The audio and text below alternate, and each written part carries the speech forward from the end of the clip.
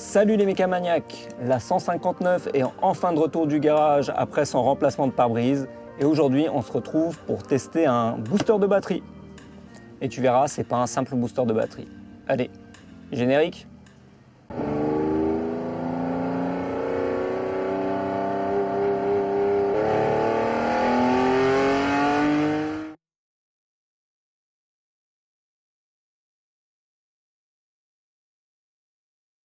On m'a envoyé ce produit gracieusement pour effectuer un test.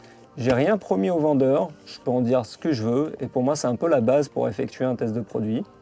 Donc tout ce que tu verras dans la vidéo, c'est mon opinion spontanée sur ce produit. Comme d'hab, si le produit t'intéresse, tu pourras retrouver un lien dans la description de la vidéo et il me semble que ça coûte autour des 109 €. Avant d'accepter de tester ce produit, j'ai fait quelques recherches et les retours sur ce produit sont plutôt très bons. Alors la fonction principale de cet appareil, c'est de servir de booster de batterie pour démarrer ton véhicule quand la batterie est déchargée. Mais ça peut également servir de batterie de secours pour recharger d'autres appareils comme un téléphone portable ou même un ordinateur.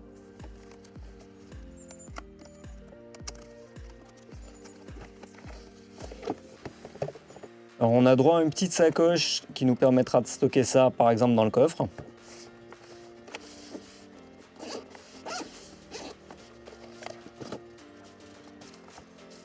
La batterie, c'est juste ça. C'est ce petit boîtier qui permet de faire booster de batterie. C'est assez impressionnant.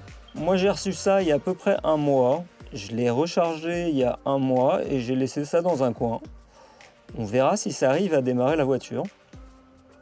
Donc la capacité de cette batterie c'est 16 000 mAh. Donc c'est encore un truc super commercial, on te dit 16 000, en fait c'est 16 ampères, mais c'est déjà pas mal. Là sur le côté, on a le connecteur pour le recharger, donc c'est un USB-C. On a un petit câble pour le recharger, par contre il n'y a pas de chargeur. Pour charger ça, il faudra que tu utilises un chargeur que tu as déjà chez toi, par exemple un chargeur de smartphone.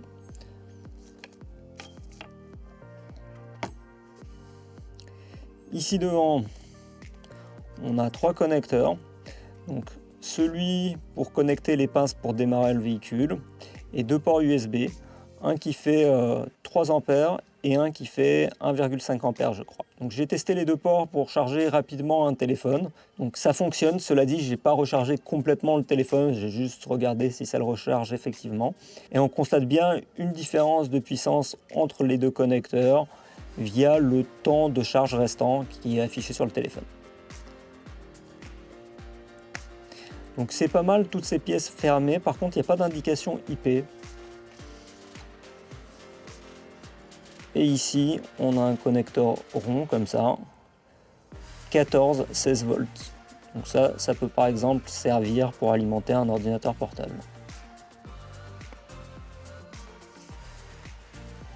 Et sur le côté ici on a une lampe torche, donc il faut rester appuyé là-dessus.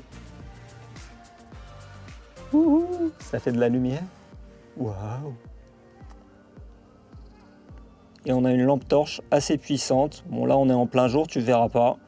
Il y a 6 LED, ça éclaire pas mal. Donc pour l'éteindre, je reste appuyé. Et là on peut voir que c'est rechargé à 100%. La boîte est pas mal conçue.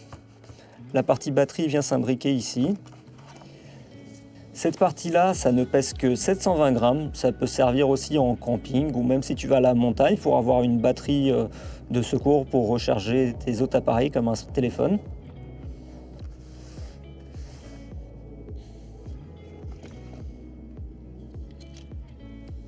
On a des pinces croco qui sont pas trop mal. Elles sont bien protégées sur cette partie-là, ce qui n'était pas le cas par exemple de celle du testeur de batterie que j'avais testé il y a quelques temps. Les câbles, tu verras pas, c'est du 8 AWG 200 degrés. Ça me paraît pas énorme. Et là, on a le connecteur qui vient se connecter sur la batterie. Donc ce booster, malgré qu'il fait que 16 ampères, il peut atteindre 2000 ampères en pointe d'après le fabricant. Donc je suppose qu'il doit y avoir des condensateurs là-dedans qui permettent de faire ça. On va tester ça de toute manière. Pour le test, j'ai remonté une vieille batterie HS, tu l'as peut-être déjà vu dans une vidéo précédente. En plus, je l'ai déchargée parce qu'elle donnait quand même 12,2 volts, malgré qu'elle donnait que 150 ampères. J'ai déchargé pas mal de temps la batterie tout à l'heure en laissant tous les feux allumés sans faire tourner le moteur. Là, la tension est un peu remontée à 11,47 volts, mais tu verras tout à l'heure, ça ne permet pas de démarrer le véhicule. Et pour te montrer qu'elle est vraiment HS, on va utiliser le testeur de batterie que tu m'as déjà vu tester dans une vidéo précédente. Je te la mets en haut à droite si tu veux aller voir.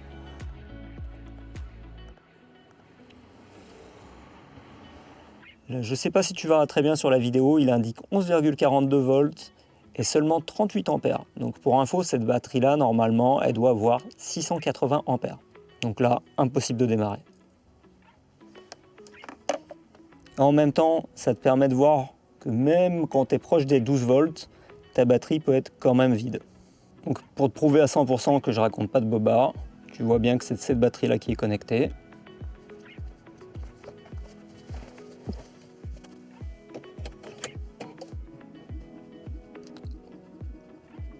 Voilà, il n'y a même plus assez de courant pour maintenir le tableau de bord. J'ai oublié de préciser, il y a une petite notice pour t'expliquer les fonctions de base.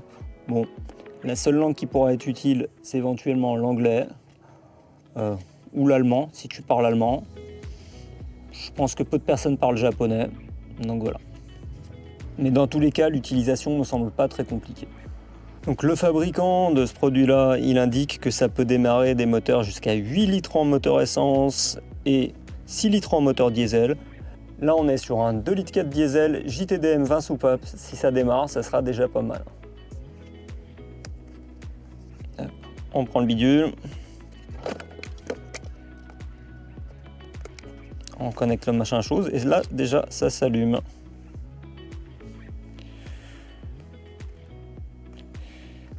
Et là, sur le côté, pour l'instant, je ne sais pas si tu verras, on a une diode rouge. Faut peut-être connecter les cosses avant.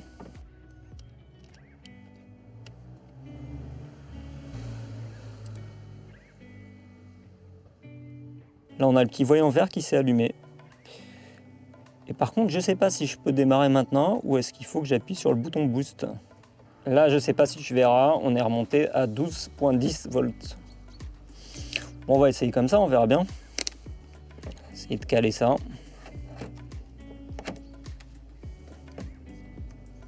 Allez, c'est parti.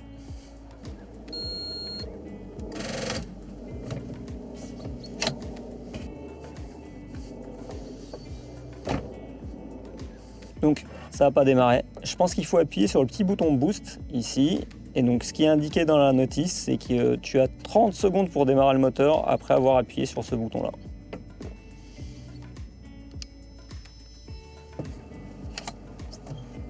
Bon, j'ai ma voiture qui a complètement bugué, je vais recommencer. Donc la voiture elle avait complètement bugué, donc j'ai dû déconnecter la cosse négative de la batterie. On va recommencer.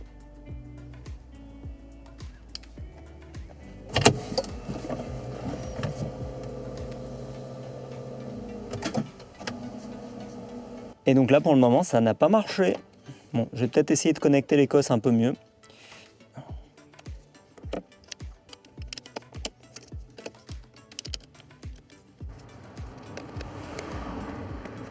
Bon, j'ai reconnecté les cosses. Là on peut voir qu'on est qu'à 75% de capacité. Ce que je vais déjà faire, c'est que je vais déjà mettre le contact pour faire fonctionner les bougies de préchauffage et je viendrai appuyer seulement après sur le bouton boost. On verra si ça marche mieux.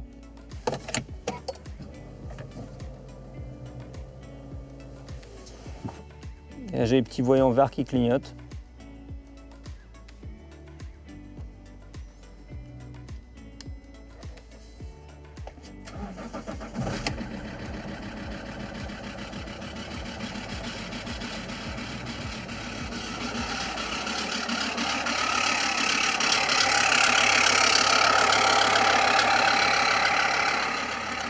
Et là, tu peux voir que ça a démarré.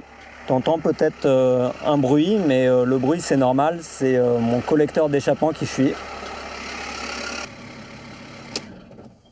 On va essayer de démarrer plusieurs fois. Donc, je vais faire comme tout à l'heure. Je mets la clé. Je laisse la pompe fonctionner et les bougies de préchauffage fonctionner. J'appuie sur le bouton boost.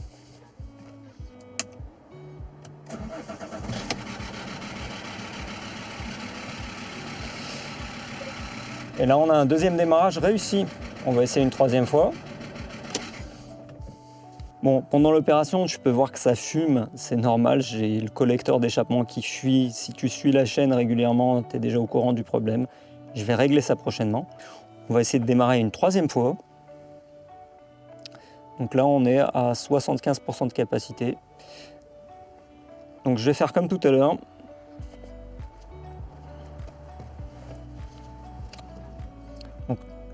Le booster est connecté. Je mets la clé. Je laisse la pompe fonctionner, puis les bougies de préchauffage.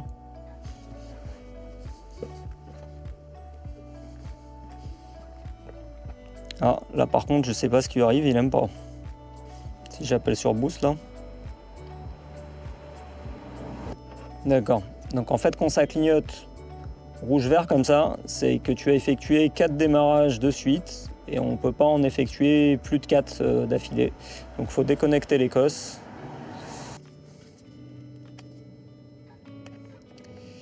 Reconnecter une nouvelle fois pour commencer. Je vais faire un troisième test.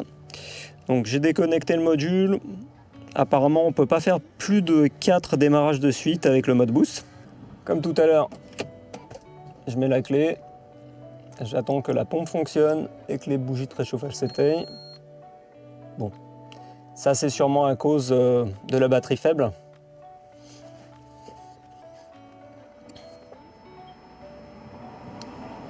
Petit coup de boost.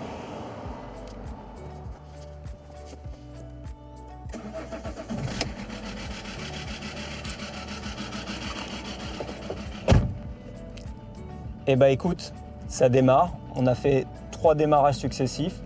Bon, là, avec les tests, on a tous les voyants possibles et inimaginables. C'est normal, vu la batterie faible, mais le véhicule a démarré. Donc je dirais que c'est plutôt concluant. Bon, t'as vu, pour un petit boîtier comme ça, je trouve ça quand même pas mal. Faut juste noter qu'il faut d'abord mettre le contact quand t'as mis le courant, et puis mettre le mode boost vraiment juste avant de tourner la clé. Et ça fonctionne. 3 démarrages réussis sur un 2,4 litres JTD. Moi, je trouve ça pas mal. Après avoir effectué 3 démarrages, on est à 50%. Donc en tout, j'ai dû appuyer plus de fois que ça sur le bouton boost. Donc ça a dû la décharger un peu. Le fabricant dit qu'on peut effectuer jusqu'à 25 démarrages. Il te donne une approximation en nombre de démarrages de véhicules, en nombre de téléphones rechargés. Donc je te mettrai ça à l'écran si je retrouve ça. Mais bon, je pense que c'est de toute manière approximatif. Là, après l'utilisation, le boîtier, il est à peine tiède. Et encore, je dis tiède, c'est que tu arrives à percevoir une très légère chaleur, comme il fait plutôt froid dehors et que j'ai les mains froides. Donc l'avantage de ça par rapport à un booster classique, c'est que ça peut te servir pour autre chose. Ça peut déjà te servir parce qu'un booster, tu ne vas pas l'utiliser tous les jours. Donc, par exemple, en camping, pour recharger ton ordinateur portable ou ton téléphone, à la plage, si tu te déplaces en montagne. Moi, je vais sûrement essayer de m'en servir quand j'irai chercher d'autres merguez pour faire des tutos sur YouTube, voire pour recharger mes batteries de caméra sur le terrain. Donc là, on a démarré un 2,4 litres JTD avec batterie, mais j'ai vu des vidéos où les mecs faisaient des tests pour démarrer le véhicule vraiment en déconnectant complètement la batterie, et ça semble fonctionner. Moi, je ne veux pas faire ce genre de test parce qu'au moment où le véhicule démarre, ça commence à recharger, et donc un gros courant qui vient recharger ce truc-là, c'est potentiellement pas super. Le produit, je le trouve intéressant, tu trouveras un lien en description de la vidéo. Bon là, il fait toujours jour, mais tu peux un peu voir la capacité de la lampe LED. Ça éclaire pas mal, je pense que ça peut être utile pareil, si tu tombes en panne quelque part sur le bord de la route la nuit. Donc suite à ces tests, moi le produit, je valide. Il faut voir la durée dans le temps et ça je pourrais pas te le dire tout de suite. Ça, il faudra l'utiliser pour voir si la batterie effectivement tient dans le temps. Je pense que tu pourras pas faire 50 000 démarrages de véhicules, mais pour un usage comme on pourra en faire en tant que particulier, probablement que ça suffira.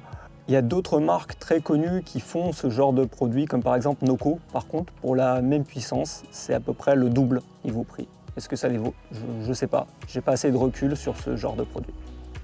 Comme toujours, j'espère que ça t'a plu, j'espère que ça pourra t'être utile. Peut-être que je t'ai fait découvrir un nouveau produit que tu connaissais pas.